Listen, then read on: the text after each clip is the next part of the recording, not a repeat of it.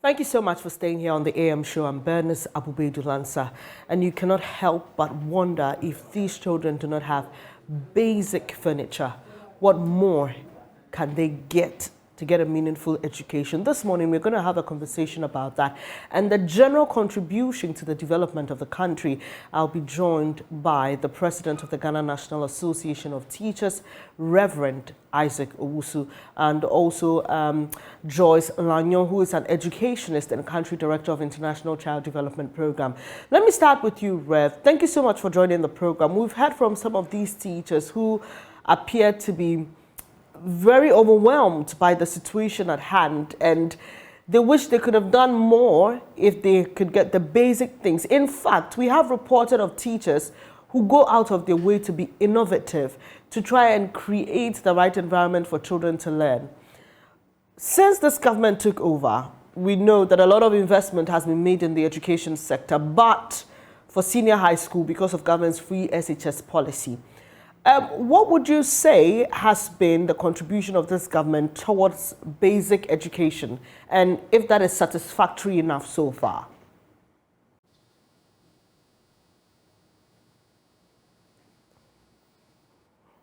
Hello, Rev. Well, we'll try and work the lines to Hello? Rev. It appears there's a challenge there. So let me come to you, Joyce. Same question. I hope you got it. What would you say government's contribution to basic education has been, and whether so far that is satisfactory? Much, and I want to thank Joy FM for this opportunity to speak about issues concerning education in this country. In fact, the clip made me very, very sad, because if you talk about education and the foundational stage, undoubtedly Ghana has made great strides in improving the quality of education at all levels. We have achieved gender parity, and we are doing quite well. In spite of all this, there are serious challenges with our foundational stage gains. So if you talk about children from ages to 17, which is from the KG class 1 level to the JHS level, we have challenges. Clearly, the clip is giving us the information as to how we are faring. How can children of kindergarten be writing on the floor, sleeping and writing, not considering their physical posture in terms of sitting upright to write? Government has done very well in certain areas, but I think our foundational stage, which is the kindergarten to P1, should be looked at again. Budget allocations should be increased from 12% to 23%. And this is our job as civil society, to come and bring these messages to government to appreciate the importance of the early stage learning. If we do not build a strong foundation, how are we going to increase in the years ahead when children are lacking basic resources? Budgetary allocation at that level is so small. It's sad. It's not happening in Kpandai alone.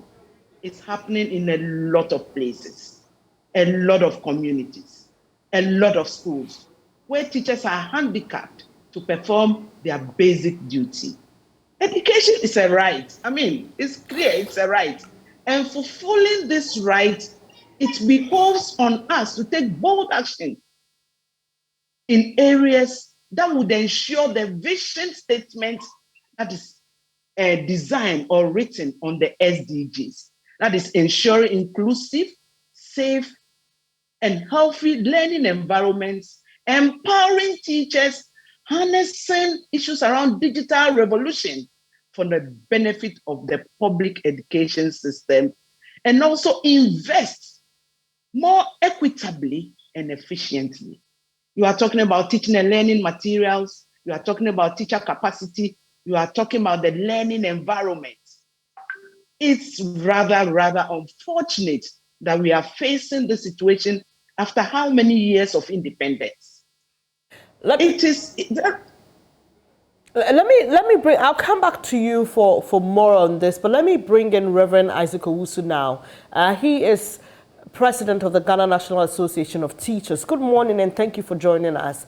I am wondering really if this is not just a case of these people are coming from deprived communities anyway, most of them, and so well, what's the point? They're already impoverished. Why should we kill ourselves to give them what we give people in urban centers like Accra and Kumasi? Because if that is not the case, why are we denying these children the dignity of chairs? These are chairs they need to sit on to study. What do you think the problem is? Why are we denying them this dignity as a people? Well, thank you very much for the opportunity. Please, can you hear me now? Yes, I can. Yes. We are where we are today because the successive government that has taken power to governing the affairs of this state has decided to overlook the principles stated in the 1992 Constitution under Article 38. Education in this country under Article 25 is one of the fundamental human rights. It is not just a privilege, but it's the right of every citizen of this country to have access to quality education. And that is why when you go to Article 38, it clearly says that the state can make everything possible to make facilities available to all the levels of education in this country. And it is very sad, my dear, to see Ghanaian children lying on the floor, sitting on the floor. And in any case, this thing didn't happen just yesterday. Since 1992, that we decided to practice democracy, we all agreed to abide the rules and regulations that we have enacted to govern ourselves. Now, when you go to this particular school, it is located within a district. Mm-hmm. The district has a district assembly headed by either the DC or the MP, who is the chairperson for either DIOP, that is District Education Oversight Committee, or MIOP, Municipal Education Oversight Committee. And if you look at the Local Government Act, it is stated clearly that even children that parents do not have money to cater for their children's education, it is the duty of the assembly through the social welfare to cater for such children. And this thing is not happening only in the northeast part of this country. In every region, you have such situation in every region, my sister. And so, and when you look at this particular year, the budget that was given to the Ministry of Education, you could see clearly that the budget was cut. And generally, the cut-off was affected the basic school. I think this government has done has done well, but the concentration and attention, to me, you look at it is at the secondary level. But you cannot build a story building when the foundation of that story building is not good. I believe we need to take critical look of the basic school. It is not good at all. So, Rev, I'm grateful that you brought in the perspective of the local assembly because they represent government at that level. There is the reason why we have decentralized our structure and our system. So, as NAT, because obviously your teachers are affected by the phenomenon. They have to go to class. Some of them, like I mentioned earlier, are innovative. They try to find solutions for their students and make it more engaging for them to help them, enjoy the learning process so it doesn't become burdensome. But as NAT, what have you done over the years, or what have you tried to do to draw the attention of the local assembly and even government as a whole to this rather disturbing problem? Well, I think since 1931 that NAT came to be, every year, in our quest to draw whichever government is in power attention to the fact that there are a lot of deficits in terms of infrastructure and furniture. Anytime we celebrate World Teachers Day, whichever region that holds the national one, not go into that region, identify a school in a deprived area, and provide furniture, and also put up some sort of summer hut to cater for children that are in a collapsed building. And we've been doing this since 1931. Just last year, when in northern region, we did the same. And sometimes we even have to provide life jackets to an entire community that our teachers fly their work in that community, that they have to cross some stream or river. So it is something that we've been doing consistently every year, just to draw the employer or the government attention that, look, you cannot get quality education when the children do not have access to furniture. You cannot have access to quality education when the children do not have textbooks. You cannot have quality education when the children are living in a debt-trapped building. Look, in Central Region, about 4 years ago, a public school that was even a mission school, Methodist KG school, in Esikuma of Brakwa, the children were playing during break, and the entire building collapsed on these children, and 6 of them died. 6 of them died.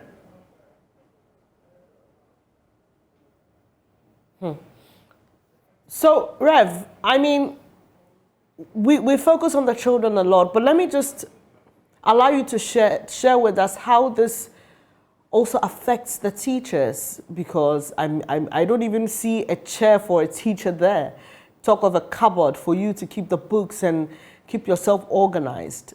What do teachers go through, and how does it make you feel? In fact, our teachers who are set to go to such communities to work, the fact is that we really feel for them. Because you go to that particular place, you see, teachers are not even willing to go there.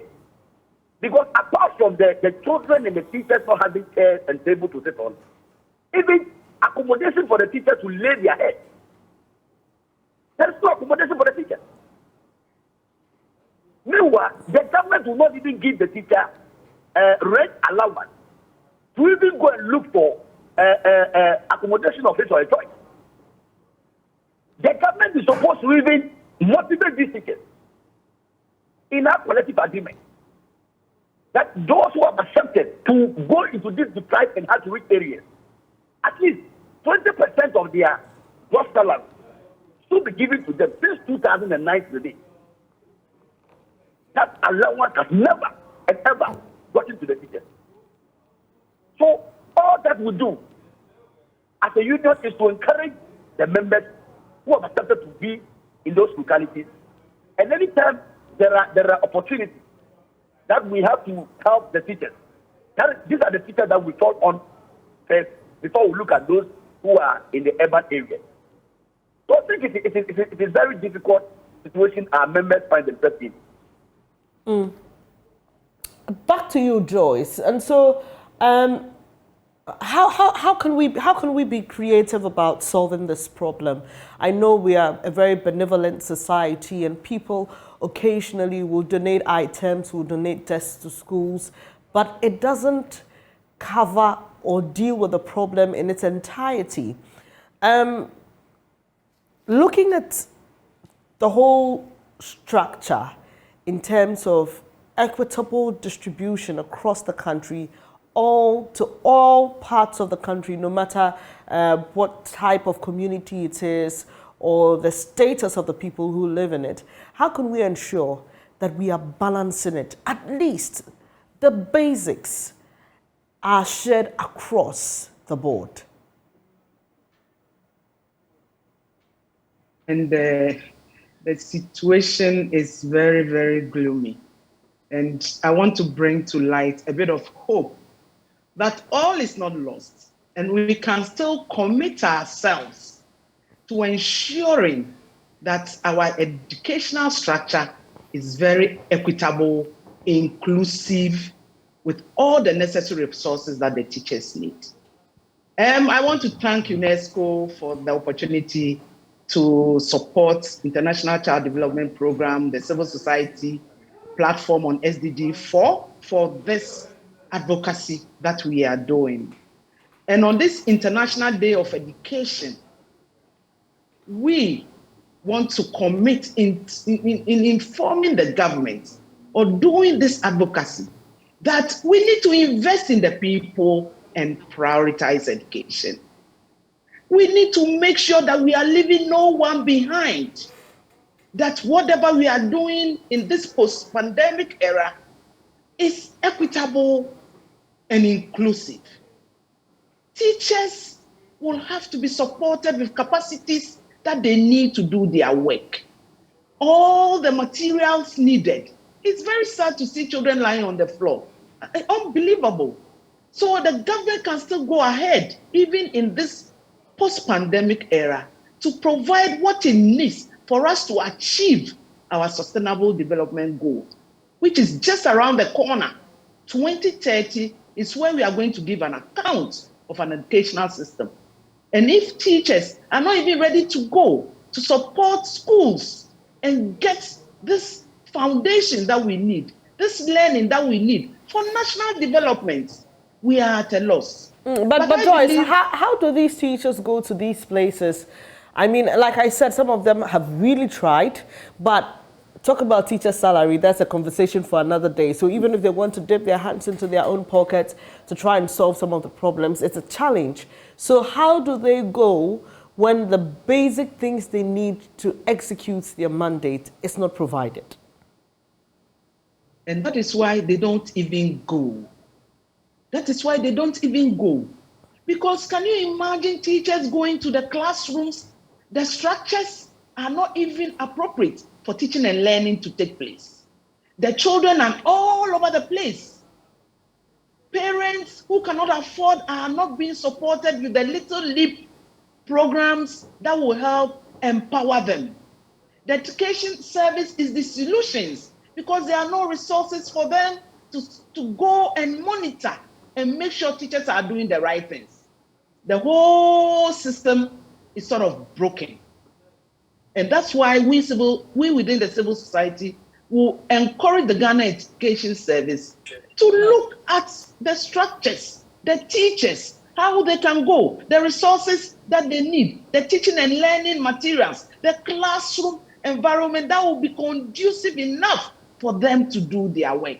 Otherwise, my sister, if you are posted to a community in Kpandai, a fresh teacher who's come out of training and is poised to do the work, and you are confronted with this atmosphere, this environment, lack of the needed resources to do your work, indeed, I don't think you'll be motivated enough to go, or even to stay within the sector.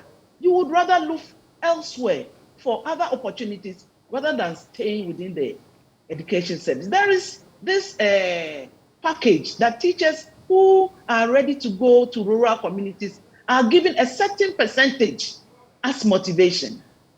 These are not done for teachers who are ready to go. So they go, and with all this myriad of challenges, they just want to quit the system. We are pleading with government to take a good look at budgets, allocations within the education sector. Like my brother said, the budget was reduced. And how can we make progress with this myriad of challenges? The budget needs to be looked at once again. Girls' education during the pandemic, the number of girls that fell victim to teenage pregnancy is just overwhelming. How do we get these girls back? How do we provide the necessary resources, the capacity for the teachers to be able to work with these girls to get them back to school? We need to look at the system carefully, and strategies needed to uplift the image of the teaching profession in Ghana. It's what we have to actually look at. Otherwise, I think we are going nowhere. Now, to our politicians, we have seen over the years that when you're committed to doing something, you do it. In the clip that we played, Jojo Kobna's feature, before we started the conversation, you heard Vice President, then he was running mate to President Akufo-Addo. In 2016, he visited some of these schools just before the elections, and the pictures were all over the place. And he made a commitment to dealing with this problem. We are in the third year of the second term of this government. And you would have thought that something significant, something dramatic and phenomenal would have been done to solve this problem. But it still persists, unfortunately so. To our politicians, if you commit to solving this problem, you will solve it. You are capable. There is money, we know. It's just the lack of commitment. Now, Rev, there appears to be a widening gap. And so, as the good schools, the well-established schools, are trying everything to improve and get better, you have schools like the one that was shown in our feature that appear to be still at zero, no improvement whatsoever. While we wait for government to do something, what would you say about philanthropy, which we used to see a lot previously, and how it can impact or help deal with the problem while we wait for government to make that big move, which we hope will be soon? Hello, Rev? Can you hear me? Yes, I can. Yes, I think we can only appeal to them to continue to do the good things they are doing for those of us who find ourselves in the rural areas. But you see, what we can do to solve this problem is to formulate a policy that all those in charge of education, all those who are working, who are public sector workers, they have to send their children in these public schools. But then, if you are a DC, you are a judge, you are a medical practitioner, a teacher, a lawyer, and at the basic level, you do not send your children to that school.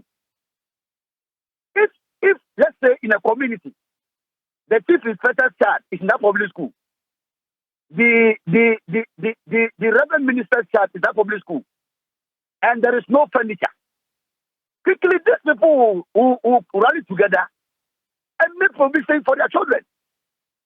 But those who are managing education. So how will we do this? Would we have to force them by legislation, legally? You Exactly, think? exactly, because in elsewhere, if you are a public sector worker, your children cannot go to private school.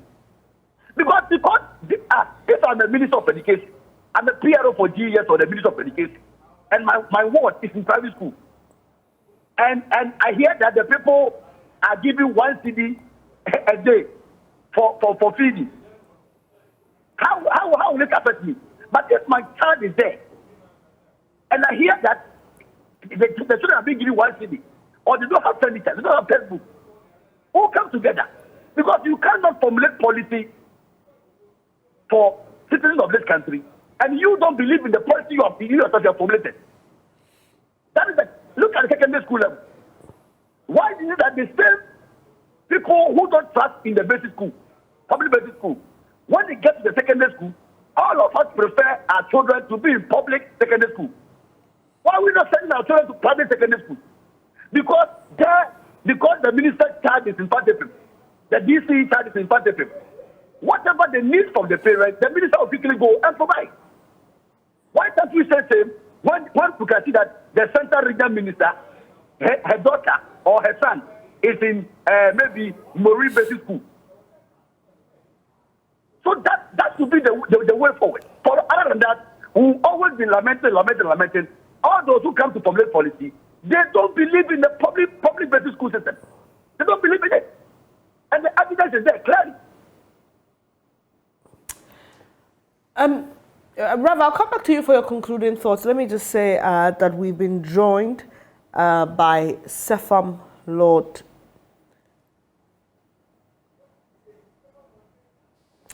Mensah, who is an educationist, for her take on this conversation. Good morning to you, and thank you for joining the program. Good morning, Bernice. Great. So we've been having a conversation about quality education, provision of basic things like furniture.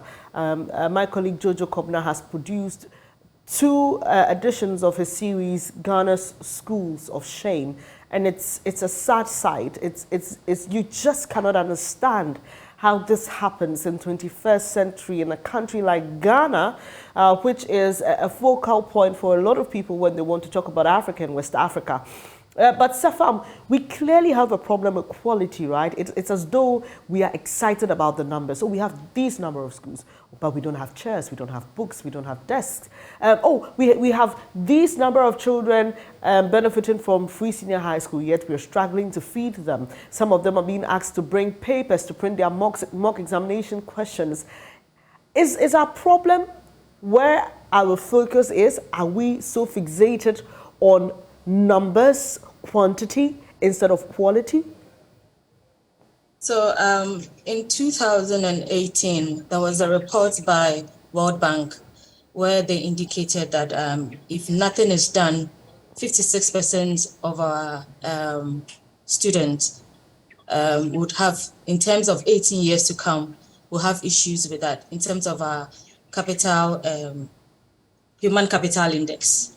And this is as a result of the kind of education that we deliver or we give to our learners, as in the kind of education that Ghana delivers, according to the reports, is poor. And so it's not of quality. And you and I think I have mentioned it in one of the platforms that when it comes to the educational sphere, quality means different things to different people. But if you are talking about quality fit for purpose, then quality, one of my professors will say that quality changes from input, process, output. So if it's input, process, output, I would like to put it in this manner that then we are talking about the deliberate or the kind of facilitators that we use to teach our learners, the kind of curriculum that we engage in, the facilities that the students are used or we use for these students, and how the processes that we engage for these quality issues to be effective. So if we are talking about having 7,000 of our students in a certain region and district not having access to desks, I would also like to add that we have 1 million plus of our learners not in school. Yeah. So if we want to talk about quality, meaning that we are having issues within these areas. I was happy when Mr. Wusu and Madam Joyce mentioned that the budgetary allocation for education is woefully inadequate. Yes, when you go through the budget, that is the 2023, we have 12%. But there's a benchmark allocation of government budget that should be between 15 to 20. So when you even look at that, it means that we are even lacking behind. 12 to 20 is a step. So when you compare it to 2022, something has been added, but we are still not making that impact. We are still not making that effort. When this year, 2023, International Day for Education, it says what? To invest in people, you have to prioritize education. So if you are prioritizing education through investment, then efforts must be made in such a way that we put our money where our mouth is. So meaning that funding of education is a priority. We cannot commit 12% of our expenditure of our money to education, whereas we need more than 15 to 20. You remember that somewhere in 2021, our president traveled to the UK and he made a commitment that for a period of 5 years, that is 2021 to 2025, he's going to increase that budgetary allocation to 23%. So I don't know whether it is going to be done on incremental basis, because as we are speaking now, we are in 2023. Yes, the budget is what, 12%. nothing close to the GDP of maybe 4 to 6%. We are not even close. Then how are we going to take care of these children that are writing, squatting, or lying on the floor, for better want of the word, excuse me for the language I am coming to use, as if they are animals on the floor? Then I'm sorry. And yes, they are going to be competing with other people in other regions for the same basic education exams. Where is the fairness? So we need to go back to the drawing board and put our money where our mouth is, as in investing in education. How can we be innovative enough, equitable enough, and efficient enough to put the money where we want that kind of result? Because if you don't do this, then I'm sorry. The environment that the student learns is important. The caliber of teachers that the student interact with or nurture the student is also important. And what we do is we just have to be practical and conscious about where we invest. Safam, is it a case of, or let me put it this way, are we deceiving ourselves if we think that once they are in a certain setup and receiving some form of education, they will be fine? Is this, bad news waiting to happen in the future? Because you just referenced that 2018 report about the Human Capital Index. Are we sleeping on our job? Do we get it? Do our leaders get it? That, look, yes, you have free SHS, you have this, you have that, you have that. But if you miss out on the quality bit, you are just deceiving yourself. Do you think that our leaders get it? Our leaders get it very much. But let me make this statement.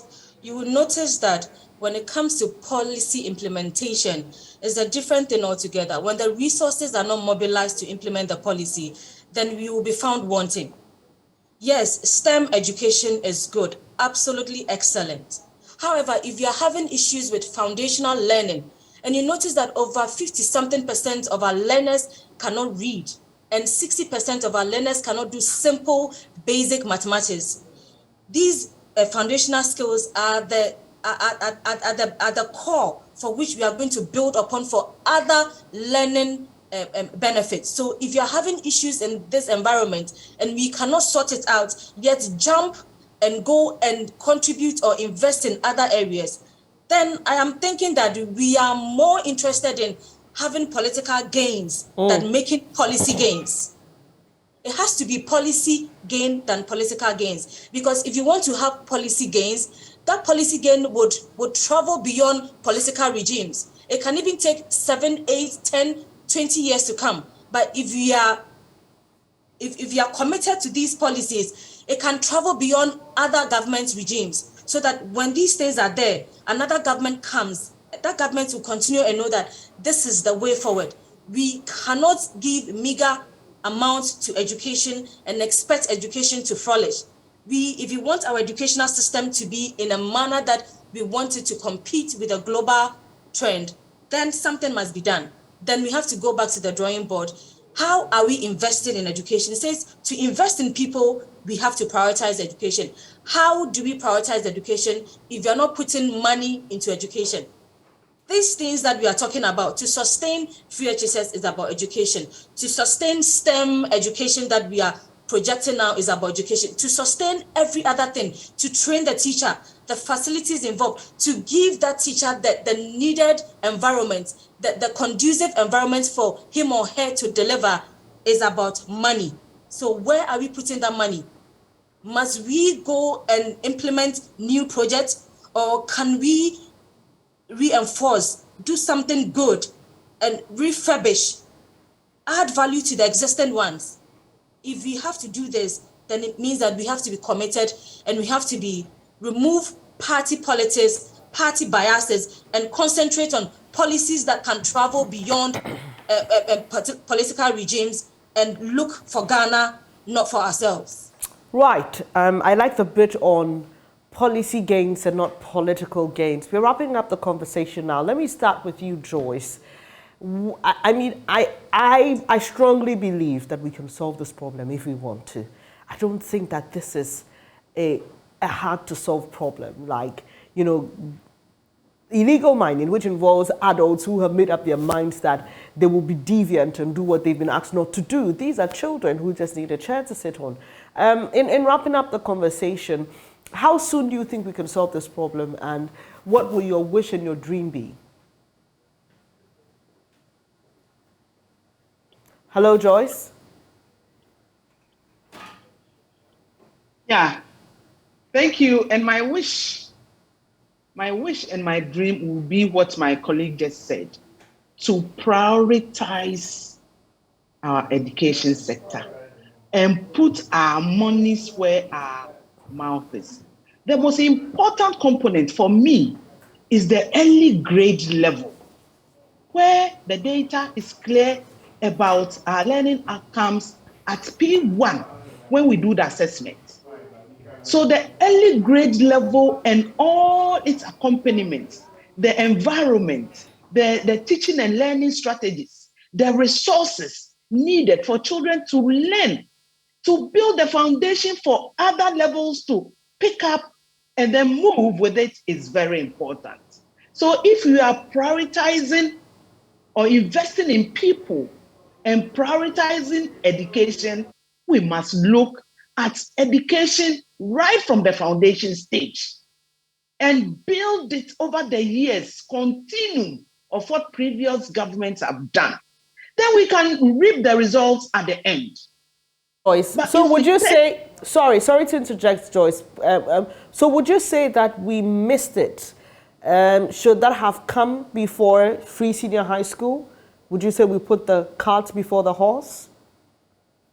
I think the evidence is there for everybody to see that, yes, the cart is actually before the horse. When we have children at the early grade, P1, P2, lying on the floor and doing all manner of things that does not inure to the benefit of our educational outcomes that we keep on talking about. But we are interested in a component that, for some reason, is the priority, and we are not receiving what we need at that basic that will lead us to that level. Then we have put the cart before the horse. Reading is key to everything we are doing. Children cannot read based on the EGRA results that we are receiving. It's worrying. So we need to go back and put the necessary resources needed to build the blocks up to the level that we want, the senior high school. Otherwise, we are still having challenges. The learning environment at that stage should be improved. The budget allocation should be increased 12%, which is way below the benchmark. Right, Joyce. Way below. Thank you so much. If you ask me, this is it. Thank you so much. Let me come to you, Reverend Isaac Owusu, President of NAT. We know the teachers. We've heard from you. We've highlighted the concerns. How soon do you think we can solve the problem, and what should we do in doing that quickly? Yes, I think it is long overdue. It is something that we can solve. And we are challenging all the duty bearers, most especially the state, to perform its function as enshrined under Article 38, to make sure that they make facilities available to these kids that we are teaching. And also encourage the teachers who find themselves in those communities to help our young ones. You see, the political gain outweighs the national interest. That is why the basic schools are suffering. When an MP wants to distribute furniture, this MP will not look at where the school that needs furniture. The MP will rather go to a school that he or she feels that this place, this community, I can get more votes. Meanwhile, that school will already be having furniture. So we are pleading that let's look, Nobody can make this country better for us. It is we, the citizens, that can make the country better for ourselves. So the FMDAs, in their composite budget, any time they prepare budget at assembly, they factor in education. And you go there, they would never support this schools within their jurisdiction. So we cannot rely on philanthropists always. We have a duty. That is why we are paying tax in the country. So it is my wish that at least next year we will assess the situation and at least see that at least we've done 20% better than this year. Thank you so much for your time this morning, Reverend Isaac Owusu. Sefam Lord Mensa, you have the last word. We were just showing the graphics there, and you can tell that the disparity is telling. It appears that in the northern part of the country, there is a lot of work that needs to be done. And obviously, some have tried to link that with the level of poverty in that part of the country and all that. But that's why there is a government, and the government must make a decision on how to even bridge the gap, even when it comes to the issue of poverty. So how do you think we can do that, especially in dealing with the situation that the kids find themselves in? Quickly, please, in a minute.